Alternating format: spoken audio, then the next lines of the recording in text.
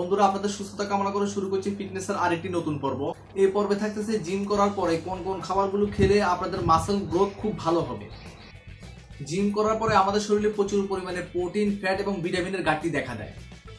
যদিও সাধারণ খাবারের পাশাপাশি ফুড সাপ্লিমেন্টটা খাওয়া যায়, তাহলে এই ঘাটতিটা অনেকাংশে দূর করা সম্ভব। কিন্তু সাপ্লিমেন্টটা খুব ব্যয়বহুল হওয়ায় সবার পক্ষে সাপ্লিমেন্টটা নেওয়া সম্ভব হয় না। তাই কোন খাবারগুলো শরীরে খুব কাজে আসবে এবং দামেও সস্তা সে নিয়ে আলোচনা করব। নাম্বার 1, আলু। যদি আপনি মোটা হন, গোল আলু খাবেন না, মিষ্টি আলু খাবেন। কারণ মিষ্টি আলুতে প্রচুর পরিমাণে ফাইবার রয়েছে, যা শরীরের জন্য খুবই উপকারী। আর যারা চিকন শরীরে ফ্যাট বাড়াতে চান, তারা গোল আলু এবং মিষ্টি আলু দুইটাই খাবেন।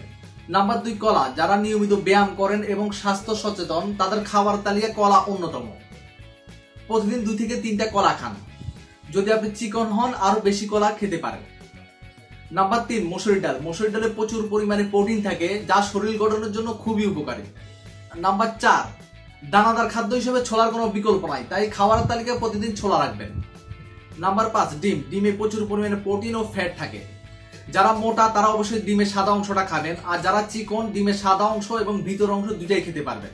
নাম্বার 6, দুধ। প্রতিদিন 1 গ্লাস দুধ পান করুন, কারণ দুধে প্রচুর পরিমাণে ক্যালসিয়াম, মিনারেল এবং খনিজ উপাদান থাকে, তাই এটি শরীর গঠনের জন্য খুবই উপকারী।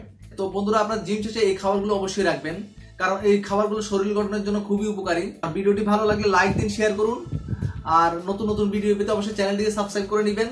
আর দেখা হবে ফিটনেসের নতুন কোনো ভিডিও টপিকস নিয়ে। সে পর্যন্ত টাটা, বাই বাই।